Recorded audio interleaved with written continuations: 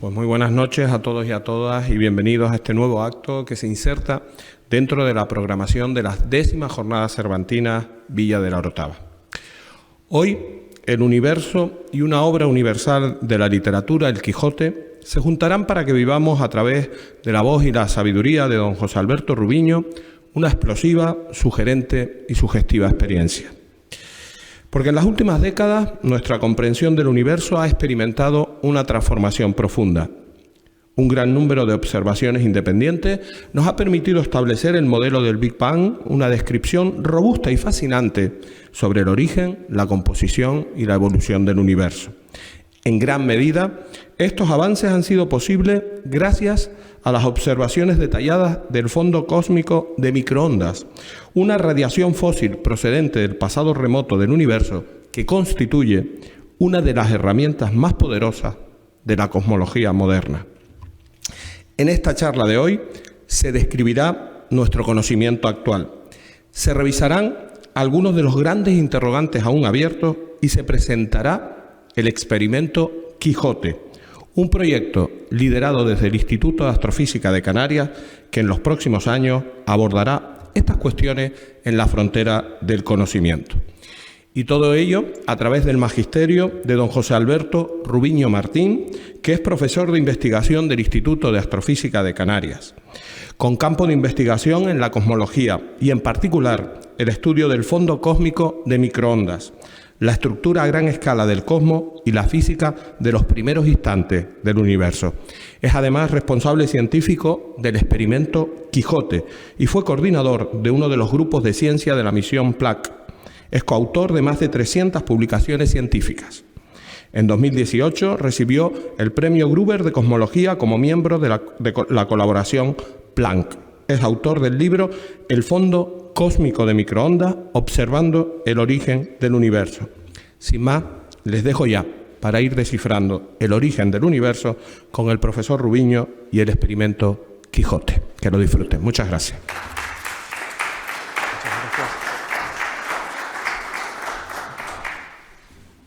Buenas tardes, muchísimas gracias por la presentación. Es un placer, un honor también estar aquí esta tarde con ustedes, pues hablando un poquito sobre las investigaciones que hacemos desde el Instituto de Astrofísica de Canarias sobre el origen del universo y bueno, intentando responder, como verán a lo largo de la charla, algunos interrogantes, muchos de ellos relacionados con la pregunta ¿cómo nació realmente el universo? ¿Cuáles fueron los procesos físicos que tuvieron lugar en los primeros instantes? En la charla de hoy, pues, intentaremos conectar esta obra de la literatura universal porque el experimento que tenemos en el Observatorio del Teide se llama Experimento Quijote. Y esto llegará un poquito hacia el final de la charla, pero que bueno, tenemos aquí una obra de hace poco más de 400 años, que bueno, tiene también algo de paralelismo con la historia de la astronomía, porque ustedes saben que la astronomía esencialmente nace básicamente en esa época. La primera persona que mira al cielo con un telescopio, Galileo, es apenas 4 años después del primer libro del Quijote. Pues bueno, el objetivo de esta charla es hablarles sobre lo que sabemos del universo.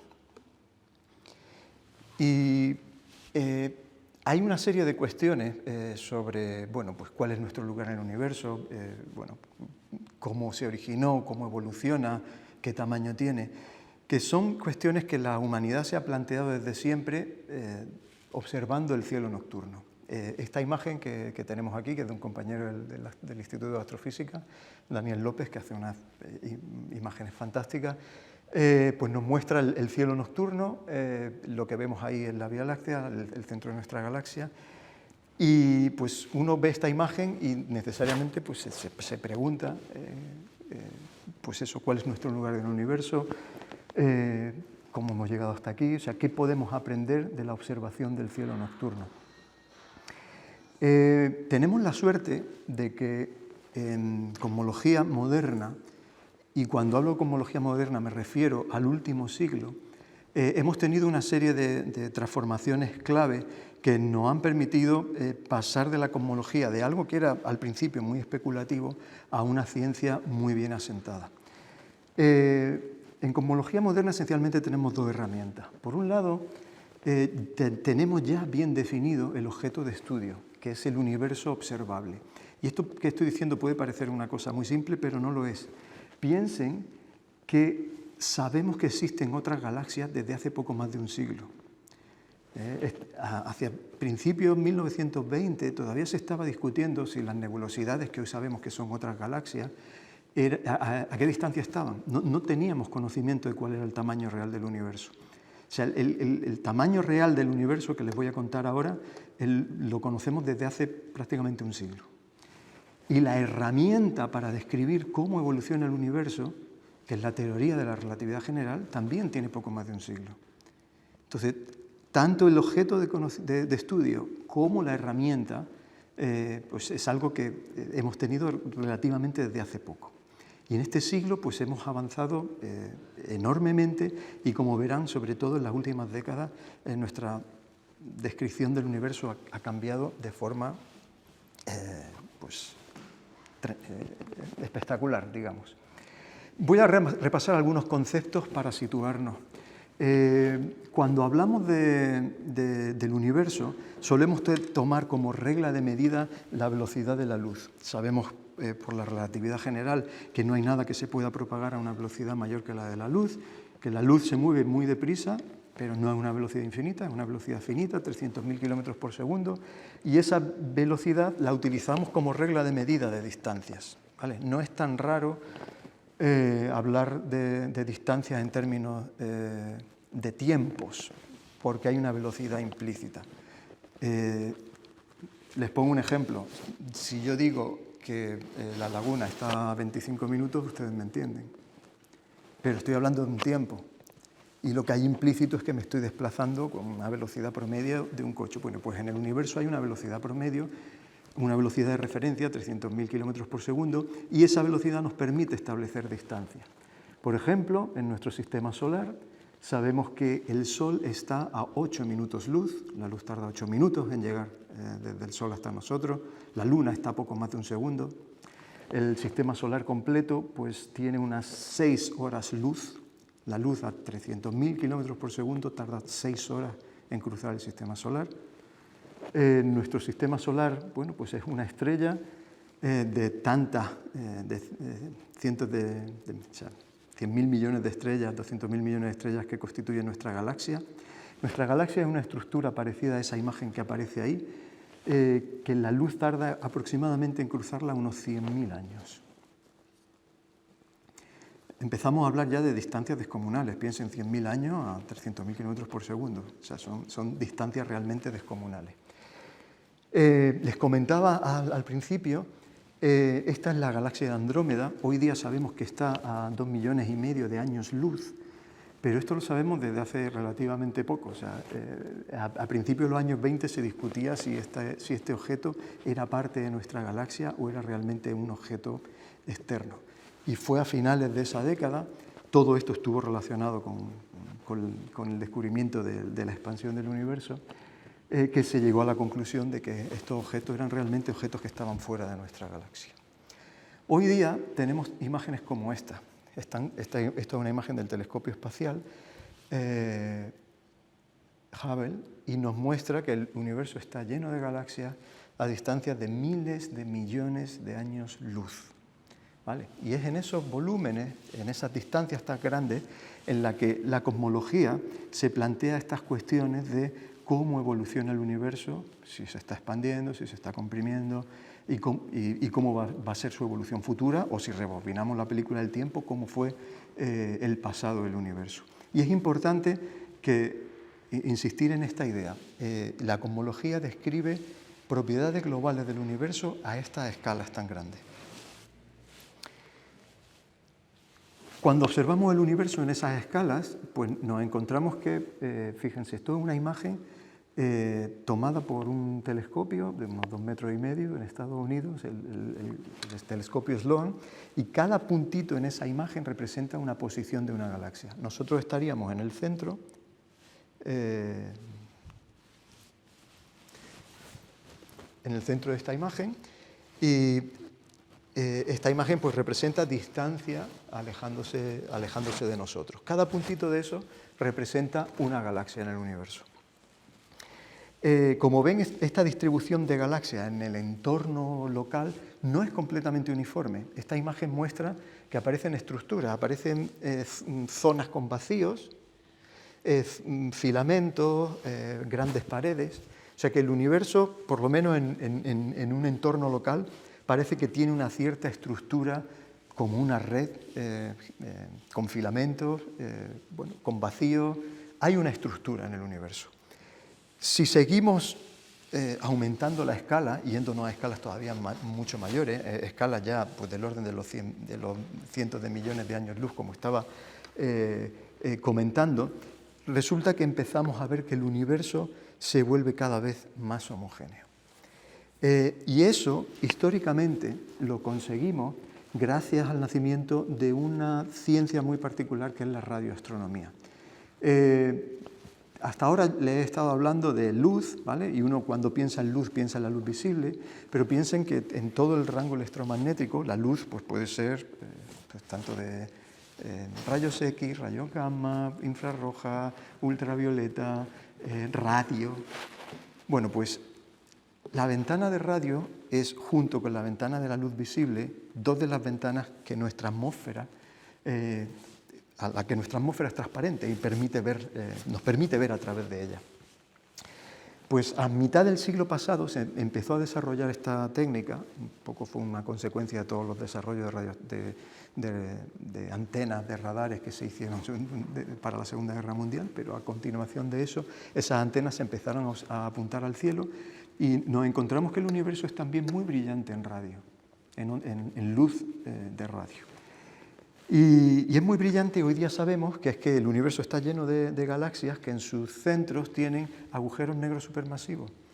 Y esas estructuras, que tienen millones de veces la masa del Sol, emiten chorros muy energéticos que son muy brillantes en radio. Y este hecho nos permite detectar galaxias muy alejadas con radiotelescopios. Entonces empezamos a hablar de los años 50, años 60, que podemos hacer catálogos del universo colocando en cada posición pues un puntito vuelve a representar una galaxia y eso es un mapa de todo el cielo. ¿Qué es lo que nos encontramos en este tipo de mapas? Pues que el universo a muy gran escala empieza a parecer muy homogéneo. O sea, no vemos ya una estructura clara, bien definida. Bueno, pues esa homogeneidad del universo es uno de los pilares clave para entender cómo evoluciona el universo. Y nosotros en cosmología eso lo llamamos el principio cosmológico. Esta idea es esencial para que, puesta dentro de las ecuaciones que describen la gravedad, podamos obtener una descripción del universo. Y la primera persona que lo hizo fue Einstein. Una vez que desarrolló su teoría de la relatividad general, aplicó esta idea de la uniformidad y encontró que su teoría predecía que el universo necesariamente tenía que ser dinámico. Por efecto de la gravedad, el universo tiene que estar en expansión o tiene que estar en contracción. No puede ser un universo estático. Claro, esto Einstein lo deduce en el año 16 y entonces todavía no sabíamos que el universo estaba en expansión. El descubrimiento de que el universo estaba en expansión es de poquito después, es de finales de los años 20, año 29. Hay una serie de personas que contribuyen a esto, pero Hubble y Lemaitre son dos personas clave.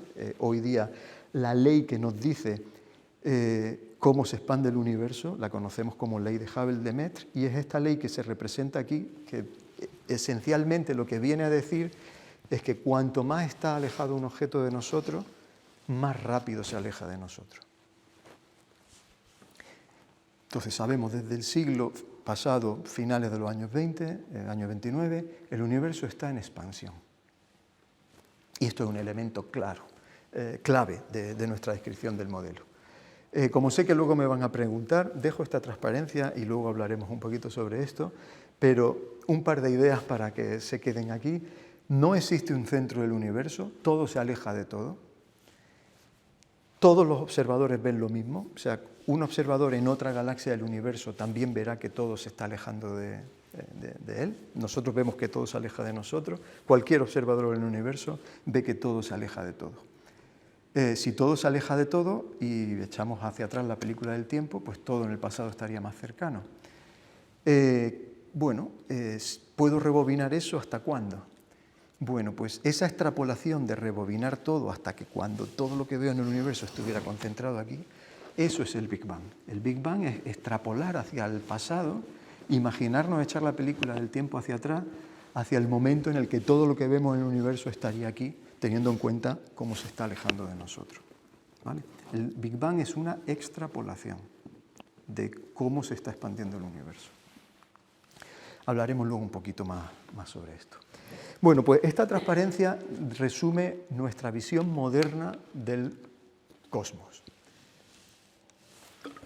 En esta visión, lo que estamos representando aquí es una evolución temporal. Aquí tendríamos el origen del tiempo, porque si puedo echar la película hacia atrás del tiempo, pues todo me apunta que deberíamos tener un inicio. Ese inicio hoy día sabemos que estaba hace 13.800 millones de años. Pues vamos a llamar a ese tiempo de referencia, ese tiempo cero, el instante del Big Bang, y el universo desde entonces se ha expandido. Al principio tenía condiciones de densidad y temperatura muy elevadas, y el universo en esa expansión se ha ido enfriando. El universo no siempre ha sido igual en este proceso. En ese proceso de enfriamiento, pues pasó por distintas fases, distintas etapas. De hecho, las primeras estrellas aparecen unos 400 millones de años después de ese tiempo del Big Bang. Las estrellas empiezan a ensamblarse formando galaxias pues un poco después, y hoy día pues observamos ese universo con nuestros telescopios. Este diagrama entonces está representando una evolución en el tiempo, ¿vale? Esto sería cómo es el universo hoy, y esto era cómo era el universo al principio. ¿Cómo hemos llegado a estar razonablemente convencidos de que este modelo de universo es correcto? Bueno, pues tenemos la suerte de que podemos hacer arqueología del cosmos. De la misma forma que en la Tierra podemos buscar restos fósiles de nuestro pasado, en el cosmos tenemos restos fósiles del pasado caliente del universo. Y yo les voy a comentar dos. Uno muy brevemente, que tiene que ver con el origen de los elementos químicos. ¿Han escuchado alguna vez esta frase, somos polvo de estrella? Ustedes no tienen que... Esta frase viene a representar que la mayor parte de los elementos químicos que nos constituyen son elementos que se han procesado en el interior de la estrella. Esto lo sabemos, la teoría de la evolución estelar es una teoría que pues, la empezamos a ensamblar también mediados del siglo pasado, y hoy día está muy bien establecida, muy bien asentada. Sabemos que las estrellas en su interior queman elementos químicos. Cuando digo queman, producen reacciones nucleares de fusión, fusionando hidrógeno para convertirlo en helio, fusionando el helio para convertirlo en carbono, nitrógeno, oxígeno y otros elementos más complejos. A mí siempre me gusta decir que en el agua, el oxígeno que hay en el agua viene del interior de una estrella, pero el hidrógeno que hay dentro de una molécula de agua, ¿de dónde viene? La teoría de evolución estelar nos dice que las estrellas queman hidrógeno, queman el helio para producir elementos más complicados. ¿De dónde viene el hidrógeno? ¿De dónde viene el helio en el universo? Bueno, pues esta cuestión se la planteó este señor, Gamow, en el año 46, y realmente de aquí viene la idea de Big Bang. La idea de que el universo en el pasado necesariamente tuvo que tener unas temperaturas tan elevadas como para que se pudieran sintetizar los átomos de hidrógeno y de helio. No ya en el interior de las estrellas, sino en el propio universo mismo. Hoy día, esta teoría de cómo se forman los elementos ligeros es uno de los pilares clave de la teoría del Big Bang. Y de hecho, bueno, pues sabemos que esos elementos químicos, el hidrógeno y el helio, se forman básicamente en los 3 primeros minutos de vida del universo.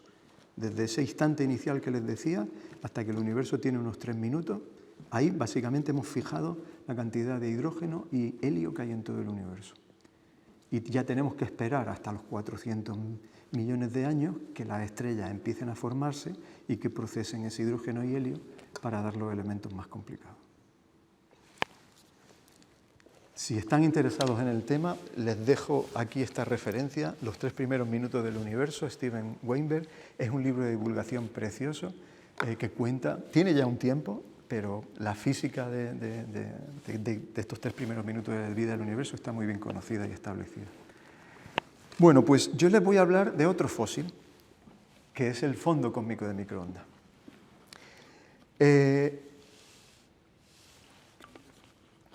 El universo en ese pasado caliente y remoto, pues tenía entre sus constituyentes luz, la luz que había al principio del universo. Y esa luz quedó libre cuando el universo tenía unos 380.000 años de edad. ¿Qué significa quedó libre? Bueno, en esa época el universo estaba en forma de plasma, y cuando digo plasma, imagínense lo que hay en el interior del Sol, o sea, unas temperaturas tan elevadas que tenemos los componentes de la materia disgregados, pero el universo en expansión se va enfriando. Y el universo a sus 380.000 años se enfrió lo suficiente como para que el plasma pudiera empezar a formar átomos neutros que había en esa época, pues hidrógeno y helio, básicamente. Entonces, en el momento en que se pueden formar átomos neutros, la luz que había presente en el universo, que cuando está encontrándose con los elementos del plasma choca y no puede viajar, el momento en que el universo se vuelve neutro, esa luz queda libre. Y esa luz ha seguido viajando por el universo y hoy día somos capaces de detectarla.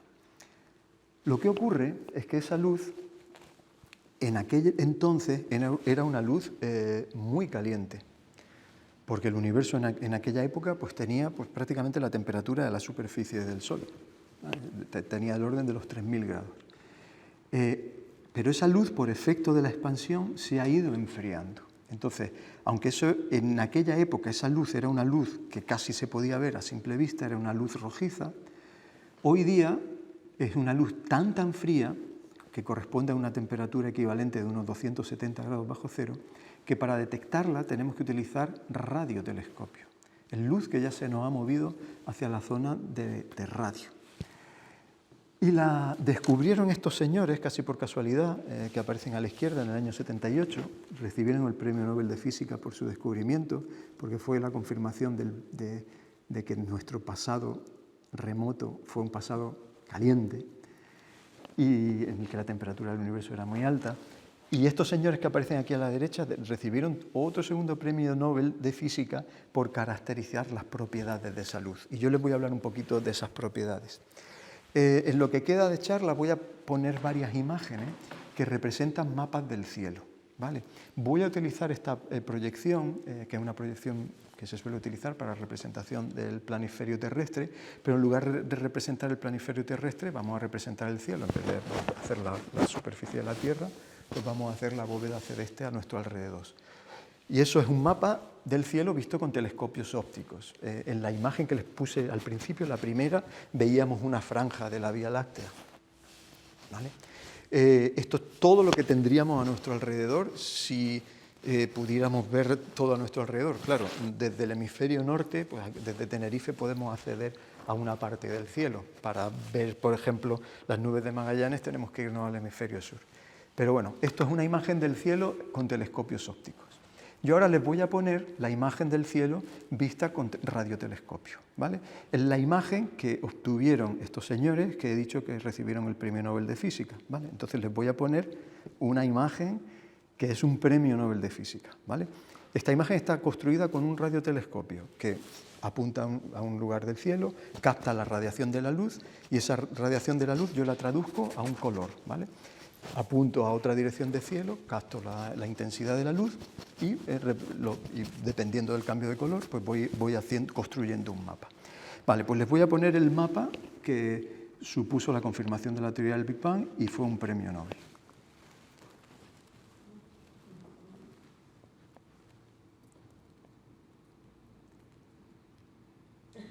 ¿Qué me dicen? ¿Qué representa este mapa? Esto es el universo con 380.000 años de edad. Hoy tiene 13.800 millones de años. Y el universo ahora lo vemos plagado de galaxias, les he mostrado algunas imágenes. Esto era el universo en el pasado. En el pasado sabemos que tenía que ser muy caliente, y antes les comentaba, conforme nos vamos yendo a escalas más grandes y más grandes, el universo es cada vez más homogéneo. Esta imagen es una imagen de uniformidad completa. El universo era muy homogéneo. Y esto es una de las piezas clave de nuestra comprensión del modelo de universo. El universo realmente, cuando miramos lo más lejos que podemos llegar a ver, esta luz, piensen que ha estado viajando 13.800 millones de años.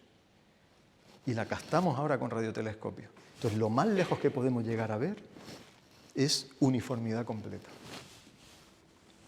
O sea, el universo ha evolucionado de un estado muy uniforme a un estado en el que en el momento actual tenemos estructura. Hemos pasado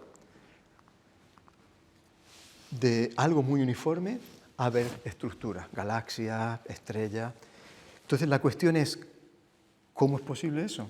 O sea, ¿cómo podemos generar estructura donde aparentemente había uniformidad completa? Bueno, pues eso es posible porque esta imagen, aunque parece muy uniforme, no es completamente uniforme. Esa imagen tiene pequeñas irregularidades, pequeñas variaciones de densidad, zonas un poquito más densas que otras, y esas pequeñas irregularidades vienen a ser las semillas precursoras de todas las estructuras que hay en el universo. Es la gravedad la que, actuando sobre esas semillas precursoras, va a hacer que las zonas un poquito más densas pues vayan acumulando más material, se vayan condensando más y vayan formando estructuras cada vez mayores. Entonces, este mapa debía tener inhomogeneidades. Pues bien, medir esas inhomogeneidades llevó desde el año 65 que se descubre este mapa hasta el año 92 que tuvimos la tecnología para poder medir variaciones de densidad, variaciones de temperatura de una parte en 100.000. Cuando digo variaciones de temperatura de una parte en 100.000, piensen, por ejemplo, que cuando uno se pone el termómetro y dice, pues tengo 36,5. ¿Vale? Cuando digo de una parte en 100.000, es la capacidad de decir 36,500000. ¿Vale? O sea, somos capaces de dar precisiones de hasta 5 cifras decimales en la medida de la temperatura. Bueno, pues les voy a mostrar ahora el mapa de los más precisos que tenemos de estas inhomogeneidades. Si aumentamos mucho el contraste y somos capaces de quitar ese valor promedio y ver esas pequeñas inhomogeneidades, esto es lo que aparece. Y lo que aparece, por un lado, les recuerda un poquito, que luego hablaré de esto, a la emisión de nuestra galaxia. Nuestra galaxia también emite en radio. Pero fuera de la galaxia aparecen zonas pues, que tienen grumitos, o sea, zonas un poquito más densas, un poquito menos densas. Bueno, pues esas estructuras, que nosotros en cosmología llamamos anisotropías, son las precursoras de todas las estructuras que hay en el universo. La idea es que la gravedad, en aquellas zonas en las que tenemos un poquito más de densidad, va a aumentar la densidad, va a aumentar el contraste de densidad con el tiempo. En esas zonas las densidades van a ser lo suficientemente elevadas como para que se enciendan las primeras estrellas.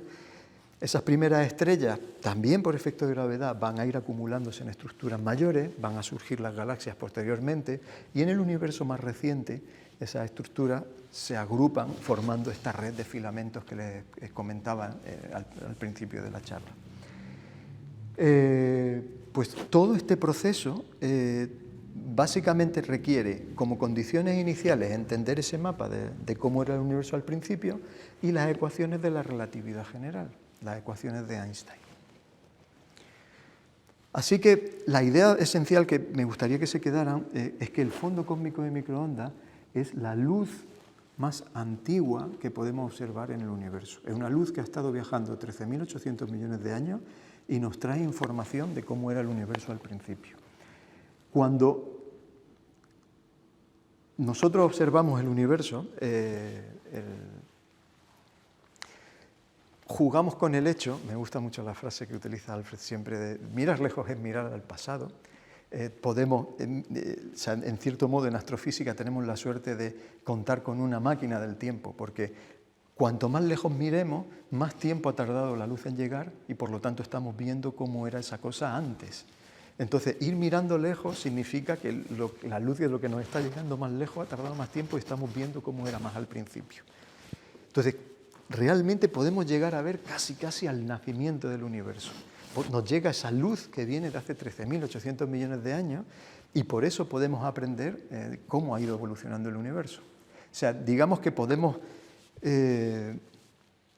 tener una instantánea de cómo ha sido la evolución del universo mirando a distancias cada vez mayores. Y utilizando estos radiotelescopios es que podemos ver cómo eran las condiciones muy al principio. Bueno, pues esta luz es el objeto de estudio principal de estos experimentos que les quiero contar hoy. Ha habido básicamente 3 generaciones de satélites que se han dedicado a mirar esta luz. 2 de ellas, el satélite COBE, que fue el que recibió el premio Nobel, y WMAP, fueron satélites de la NASA, pero aquí desde el Observatorio del Teide, desde mitad de los años 80, hemos tenido experimentos que se han dedicado a medir las propiedades de esta luz. Empezando por el experimento Tenerife, que empezó en el año 85, y bueno, pues después de eso han venido muchos otros, y al final les voy a hablar un poquito del experimento Quijote.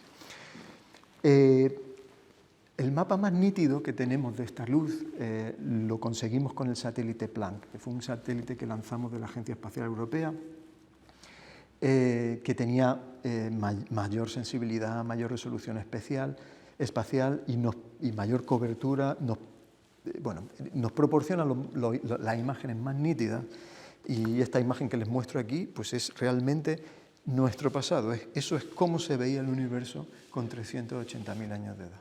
En proporción es un universo recién nacido. Si hoy son 13.800 millones de años, pues 380.000 es prácticamente al principio.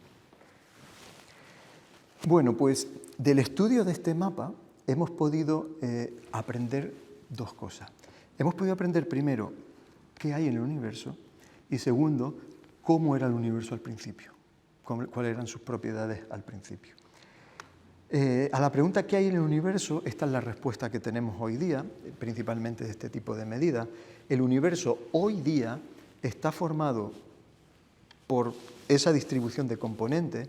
La materia ordinaria de la cual estamos hechos nosotros, bueno, aquí aparecen elementos pesados, aparecen neutrinos, pero bueno, estrellas, hidrógeno y helio. Si sumamos toda la materia ordinaria que nosotros conocemos, pues esa suma da aproximadamente un 5% de lo que hay del contenido total de energía y materia que hay en el universo.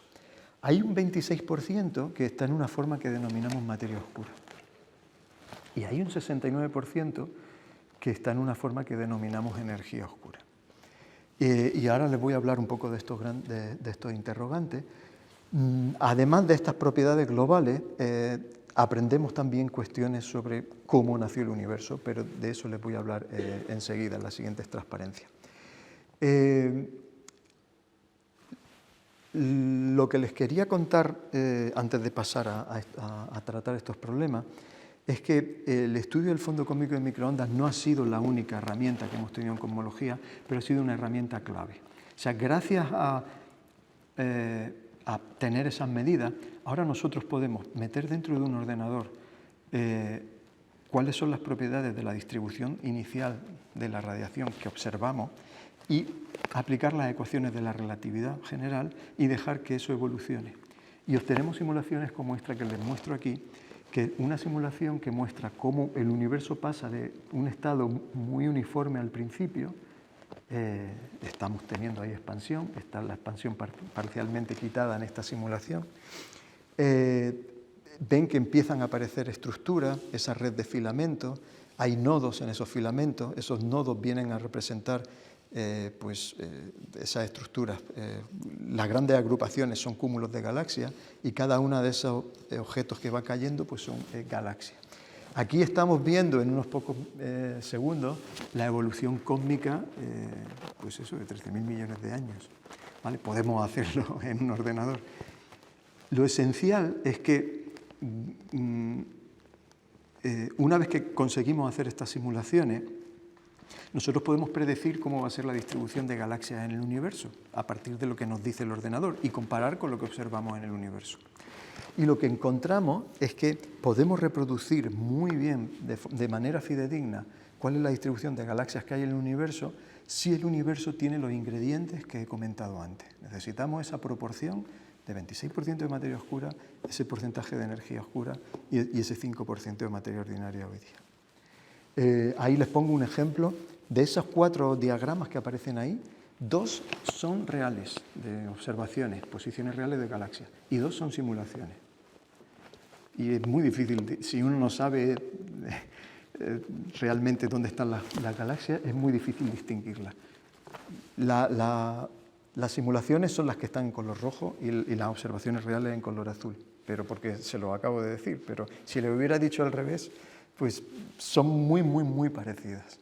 Vale, pues la cuestión es que son esos ingredientes y en esas proporciones los que nos permiten describir el universo tal cual lo conocemos. Bueno, entonces, algunas conclusiones sobre el universo y ya pasamos a la parte de cuestiones futuras. Fíjense, aunque no sabemos muy bien lo que es la materia oscura, sabemos que sin materia oscura no habría galaxias formadas hoy día. Es un ingrediente clave para que las simulaciones puedan formar galaxias. Si no está ese 26%, no se forman galaxias. Y sabemos que hay galaxias, o sea que tiene que haber ese componente de materia oscura. La energía oscura es tal que si fuese mucho mayor, tampoco se habrían formado estructuras. O sea, tenemos otro componente ahí que parece que está ajustado de alguna manera y que es clave. El universo, me gusta esta palabra, es eviterno, tiene un inicio, hace 13.800 millones de años. Como la velocidad de la luz es finita, existe un universo observable. ¿Eso qué significa? Que a lo mejor el universo podría ser todo esto, pero si el universo nació hace 13.800 millones de años y la luz ha tardado 13.800 millones de años en llegarme desde aquí hasta aquí, lo más lejos que puedo llegar a ver es esa luz que me viene hace 13.800 millones de años. ¿Puede haber universo más allá? Sí, lo hay. ¿Qué tenemos que hacer para verlo? Esperar. O sea, tardará tiempo en llegar la luz. No vemos efecto de borde. Sabemos que el universo es más grande que lo que observamos, pero hay un universo observable. Solo podemos observar una parte porque hay una vida finita, hay 13.800 millones de años. El universo es más grande que el universo observable. Bueno, pues, ¿cuáles son las cuestiones abiertas que tenemos en cosmología moderna?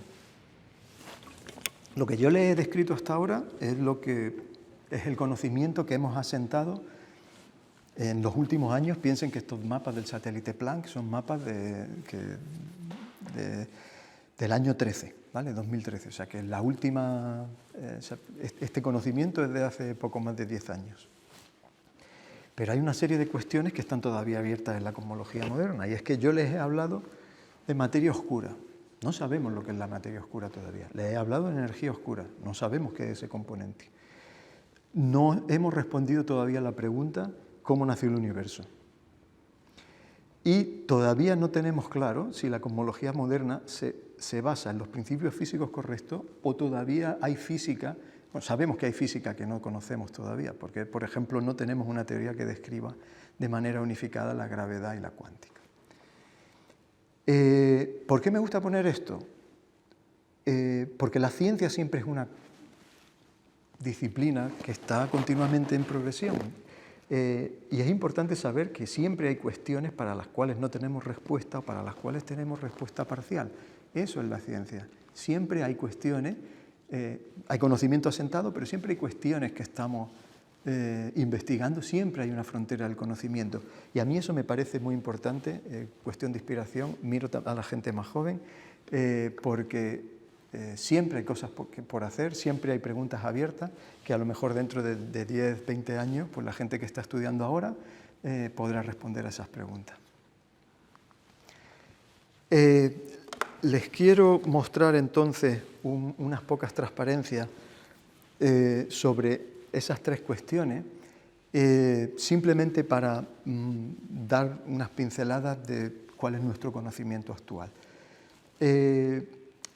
La materia oscura es un componente que sabemos que siente la gravedad, que no emite luz, que no interacciona con la luz, pero que es un ingrediente fundamental para entender el universo en muchísimas vertientes, no solamente el fondo cósmico de microondas.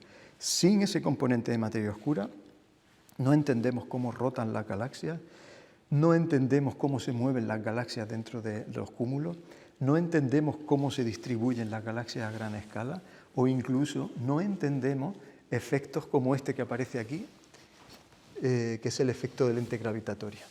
Estas imágenes que aparecen aquí, que parecen como arcos, son distorsiones por efecto de la gravedad de una galaxia que hay detrás de esa estructura. La materia, la teoría de Einstein nos dice que curva la luz, curva el espacio-tiempo, la luz sigue trayectorias curvas en ese espacio curvado, y nos podemos ver en situaciones en las que si hay un objeto muy masivo y una galaxia detrás, podemos ver varias imágenes de ese objeto, por ese efecto de curvatura. La luz nos está llegando de varias direcciones. Bueno, pues a partir de esas imágenes podemos reconstruir cuánta materia hay en el universo, y vuelve a salir ese número, 26%. Ese ingrediente es un ingrediente común a un montón de observaciones en astrofísica. Si ustedes me preguntan qué es la materia oscura, lo más honesto que les puedo decir es que no sabemos lo que es, pero sí sabemos que sus efectos dinámicos son conocidos con gran precisión y explican ese mismo ingrediente y en esa misma proporción todas estas situaciones astrofísicas que les he comentado. ¿Cómo podemos intentar detectar la materia oscura? Pues bien en situaciones astrofísicas o bien en laboratorios de tierra. También en situaciones astrofísicas, quiero mencionar que hay telescopios, estos están en La Palma y algunos van a estar también en Tenerife pronto, que se dedican a buscar evidencia observacional de materia oscura en los centros de galaxias. Si me quieren preguntar sobre eso, pues luego les comento. Un par de pinceladas sobre la energía oscura. La energía oscura es uno de los grandes interrogantes de la física de este siglo. La energía oscura es un componente que hace que, yo les dije al principio, el universo está en expansión. Bueno, pues no solamente el universo está en expansión, sino que además sabemos desde hace unos 20 y pocos años que esa expansión se está acelerando. Uno esperaría que la gravedad tienda a frenar de alguna manera ese ritmo de expansión, porque la gravedad es una fuerza de atracción. Bueno, pues no, el universo se está expandiendo y se está expandiendo cada vez más deprisa.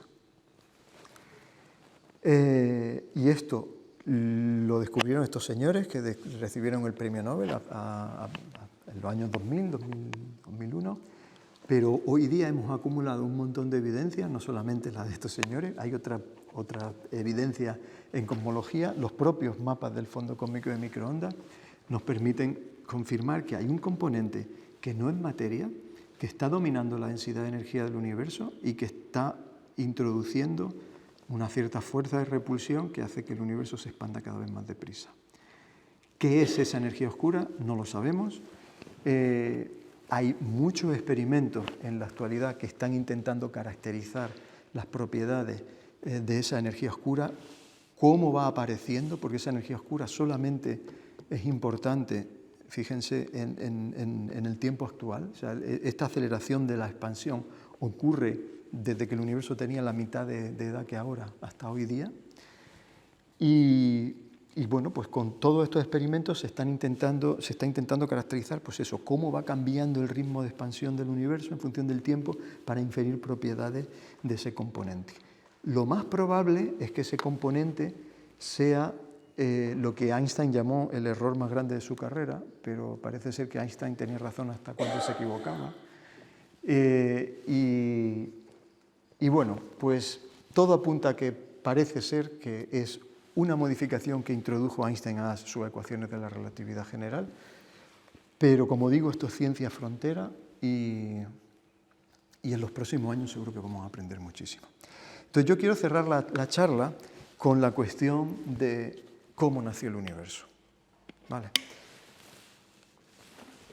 les dije que el fondo de microondas viene de 380.000 años. Bueno, pues nos vamos a remontar lo más que podamos al origen del universo y yo les voy a describir cuál es el conocimiento actual de la física de cómo fue ese nacimiento del universo.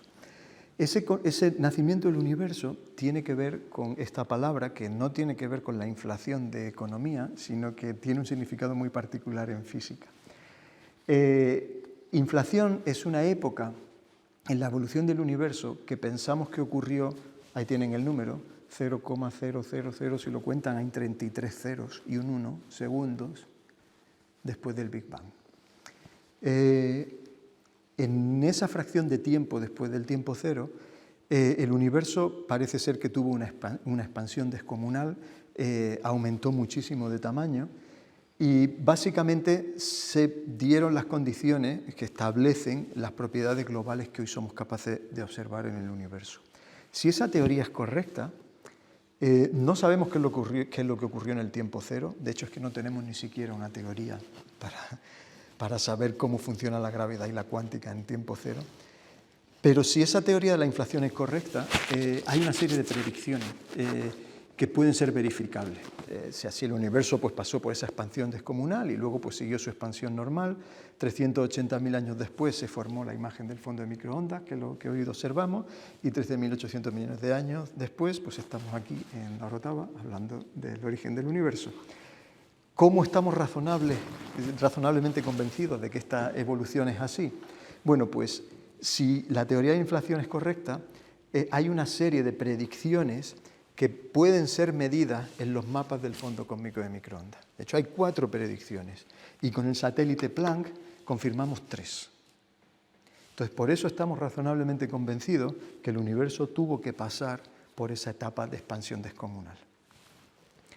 Esa etapa de expansión descomunal conecta propiedades de lo que ocurre en el mundo microscópico con propiedades globales en el universo. Esta idea proviene de estos señores, no sé si a Mujánov le conocen, este señor es un investigador que está en la Universidad de Múnich, a Stephen Hawking probablemente sí. Bueno, pues a finales de los 70 propusieron esta idea de que durante esa etapa de la inflación, fluctuaciones cuánticas, el universo en esa época tenía el tamaño prácticamente de un átomo, esas fluctuaciones que ocurren en escalas cuánticas son las semillas precursoras de esas estructuras que luego han dado lugar a la formación de todo en el universo. Ese mapa que vemos a 380.000 años después proviene de propiedades cuánticas de la materia una fracción de segundo después del Big Bang. Y esta teoría, esta idea, se ha verificado con estas medidas de Planck. Por eso recibieron el Premio Frontera del Conocimiento en 2015. Bueno, pues esa idea tiene que ver con qué es lo que ocurre en la física en escalas de energía. Fíjense, saben que en Tierra el sitio en el que podemos conseguir las energías más descomunales es el acelerador de partículas del CERN, ¿no?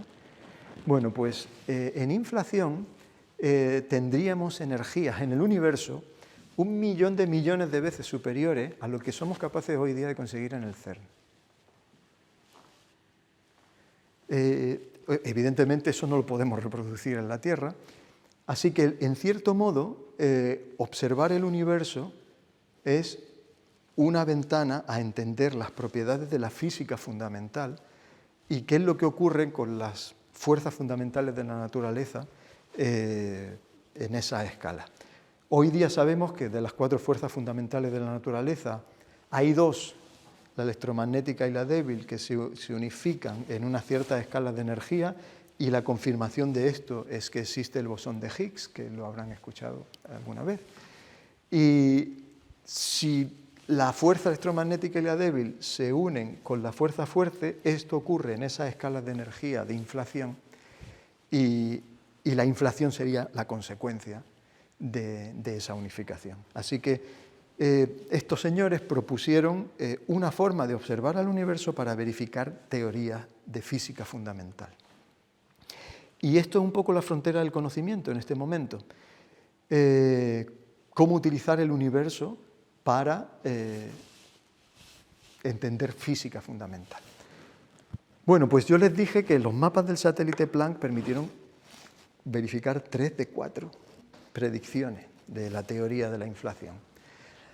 ¿Cuál es la cuarta? Bueno, la cuarta tiene que ver con qué es lo que ocurrió al principio del universo, ese proceso de expansión descomunal que les he comentado, y ese proceso de expansión descomunal probablemente generó ondas gravitacionales. Yo sé que estoy proponiendo muchos conceptos, pero las ondas gravitacionales son perturbaciones del espacio-tiempo. Cuando el universo se expande de manera descomunal, pues el propio espacio-tiempo se puede distorsionar.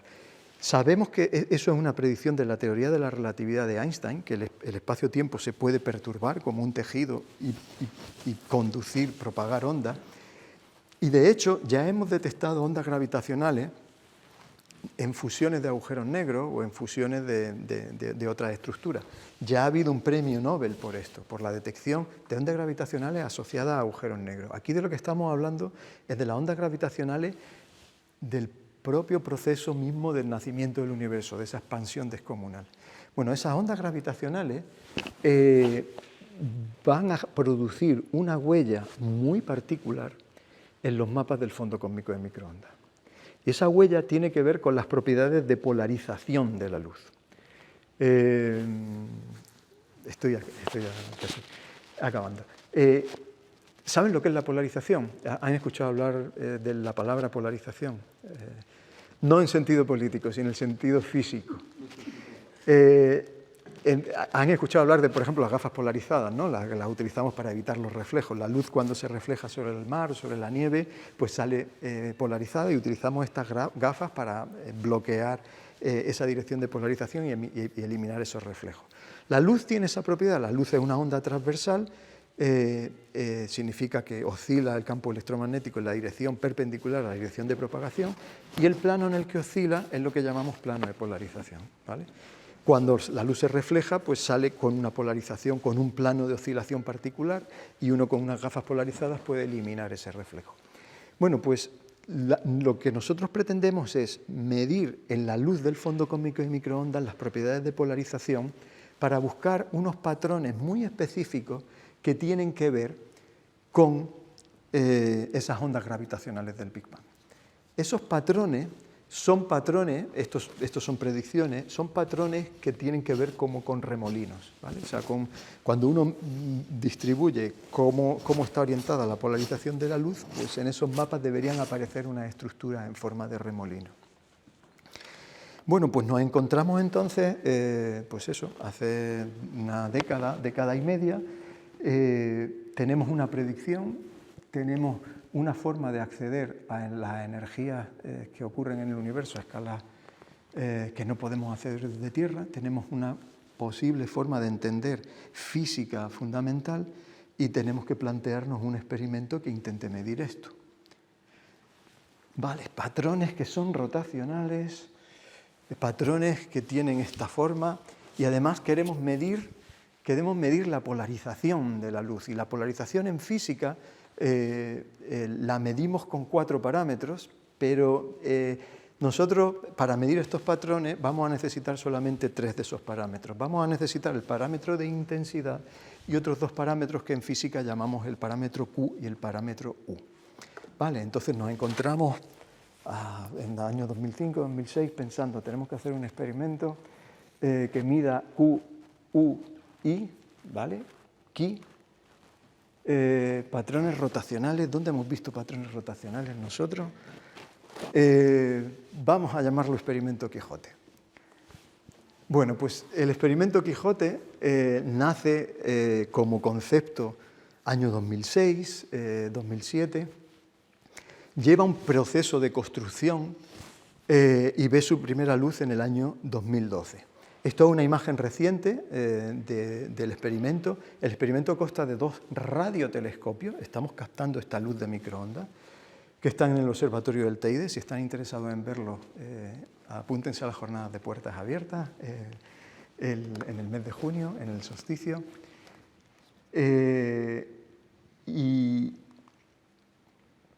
en este vídeo pues les muestro un poco la tecnología y los desarrollos asociados a este telescopio. Son antenas de radio. Lo que van a ver aquí es la instalación del primer telescopio. Estamos hablando pues eso, primera luz año 2012, esta instalación fue un poquito antes.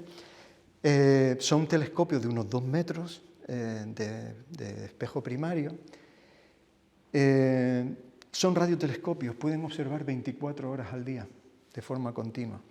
El primer instrumento del que les voy a mostrar resultados es este instrumento, el instrumento multifrecuencia, que medía en longitudes de onda entre 1 y 3 centímetros. Es una tecnología que necesita alto vacío.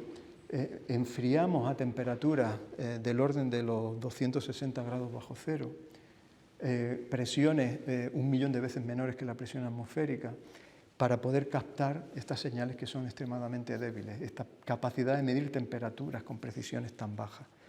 El segundo telescopio, que han visto cómo se ha instalado, tiene receptores que trabajan a longitudes de onda un poquito más cortas, a 1 centímetro, y bueno, pues aquí ven el interior.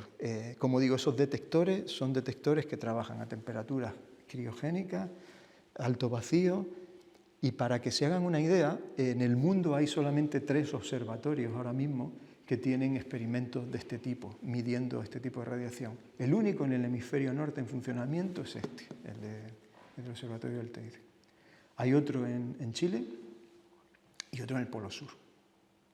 Pero en todo el hemisferio norte tienen aquí al lado el único experimento que está haciendo estas medidas del origen del universo. Aquí tienen cómo funcionan los telescopios, cómo hacen barrido, imágenes de toda la emisión alrededor. No se mueven tan rápido, pero se mueven bastante rápido. Y como digo, como los ven, trabajando 24 horas. Es que la atmósfera es transparente a las ondas de radio y podemos observar en principio tanto de día como de noche. Pues bueno, el primer instrumento estuvo funcionando durante 6 años y acumulamos unos 3 años de datos. Y con esos años de datos pues, obtuvimos los primeros resultados que les contaré a continuación. Quería poner simplemente una imagen de... No he encontrado ninguna más reciente, Ángeles, pero esto es una imagen relativamente reciente del equipo, porque hay personas detrás involucradas en todos estos desarrollos. Es mucho tiempo. Hay aspectos desde instrumentación, tecnologías pues de alto vacío, de criogenia, pues la lectura de estos instrumentos se hacen con desarrollo electrónico de última generación y son realmente desafíos tecnológicos que están en la frontera y que son el mismo tipo de tecnologías que se utilizan, por ejemplo, para hacer experimentos de cuántica, ahora que se habla mucho de esto, de ordenadores cuánticos, pues ese mismo tipo de tecnología. Cuando observamos el universo, nos encontramos con los gigantes que se encontraba Quijote. Resulta que es que no es tan fácil como llegar y ver la luz que llega del fondo, porque es que el universo emite en radio y emite en microondas. Cuando uno hace imágenes de la Vía Láctea, nuestra propia galaxia, en todo el espectro electromagnético, la Vía Láctea brilla en todo el espectro electromagnético, y en particular en radio. En el dominio de radio es bastante brillante y eso actúa como velo entre la luz que nos llega del fondo y nosotros. Y ese velo tenemos que descontaminarlo. Bueno, pues Quijote tiene 2 telescopios porque este velo cambia de brillo en función del color, ¿vale? Entonces Quijote tiene 2 telescopios, uno que mira a un color, digamos, longitudes de onda más largas, frecuencias más bajas, y otro que mira a longitudes de onda más cortas, frecuencias más altas. En el primer telescopio la galaxia es más brillante, hacemos mapas de la galaxia. En el segundo telescopio la galaxia es menos brillante, utilizamos los mapas del primero para limpiar el segundo. Bueno, pues los resultados que tienen aquí son resultados del año 2023. Piensen que si alguno de ustedes ha aficionado a la astrofotografía, alguna vez han hecho fotografías dejando el obturador abierto, ¿cuánto? 10 segundos, 30 segundos, 1 minuto, para poder ver las trazas de estrellas, ¿vale? El equivalente esto es dejar el obturador abierto 1 año. Este mapa es el resultado de acumular datos durante 1 año. Esto es la emisión del cielo en el hemisferio norte, y lo que ven aquí es la emisión de los rayos cósmicos, partículas de muy alta energía que provienen de explosiones de estrellas, que se encuentran con el campo magnético de nuestra galaxia y emiten radiación en radio, y estas líneas que ven aquí representan las direcciones medidas por Quijote del campo magnético de la galaxia. Es el mejor mapa que tenemos en el hemisferio norte de cómo emite nuestra galaxia por efecto del campo magnético de la galaxia. Y esto lo ha hecho el experimento Quijote. Y es un mapa esencial para poder limpiar los mapas del segundo telescopio y ver cuál es la señal que hay detrás. Y en eso estamos. Seguimos cabalgando, y cabalgando no solos, sino que hay otro experimento en el Observatorio del Teide. Junto a Quijote tenemos un experimento Groundberg, que son de unos colaboradores japoneses, que empezó a medir en el año 19, y a finales de este año, principios del que viene, tendremos un experimento italiano, STRIP, que va a complementar a Quijote en otros colores, para, entre todos, pues tener esa imagen más nítida de esa señal que viene del origen del universo. Pero no nos paramos aquí. Esto es un esfuerzo para esta década. Ya estamos planeando qué es lo que vamos a hacer en la próxima década y en la siguiente. Para la próxima década estamos trabajando a nivel europeo también con la Agencia Japonesa del Espacio, y hemos propuesto este satélite, LightBear, que tenemos previsto que se lance alrededor de 2032, que mejorará muchísimo nuestra capacidad para medir esta señal del origen del universo.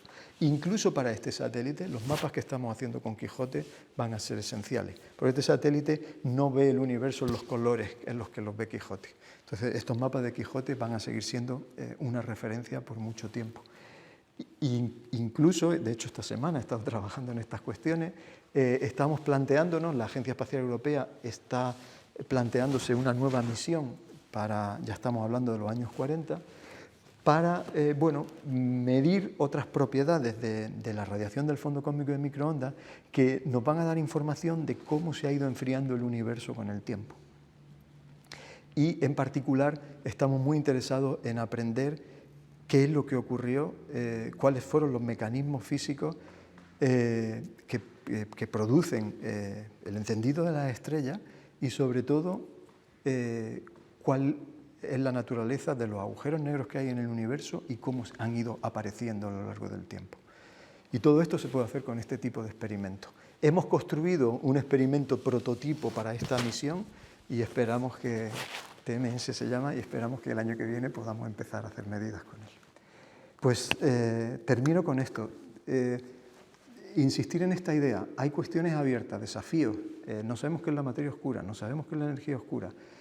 Tenemos una respuesta parcial a cómo nació el universo, pero tenemos una forma de verificarla, ¿vale? Entonces, experimentos como Quijote y otras medidas en cosmología nos van a permitir en los próximos años intentar responder a esas preguntas y, quién sabe, quizá ir hacia o confirmar nuestras teorías o ir hacia nuevas leyes de la física, como siempre suele pasar en ciencia, ¿no? Cada vez que abrimos una ventana nueva. Pues nada más, muchas gracias.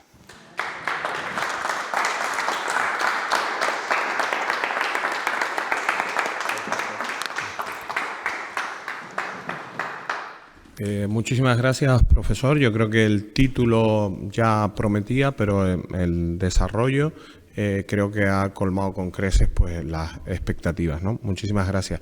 Yo creo que como estábamos tan seducidos, tengo que entonar en nombre de la asociación un mea culpa, con la visión del universo se nos olvidó la mirada más cercana al horizonte prosaico del fútbol y eso ha mermado algo la asistencia, pero en cualquier caso competir con un Atleti Arsenal era todo un desafío, ¿no?, que hemos asumido y bueno, y le agradecemos notablemente. Y como estamos, que era lo que quería aprovechar, pues casi en familia, y además como lo ha dicho a lo largo de la charla, pues si tienen alguna sugerencia, alguna pregunta, alguna reflexión, pues este es el momento.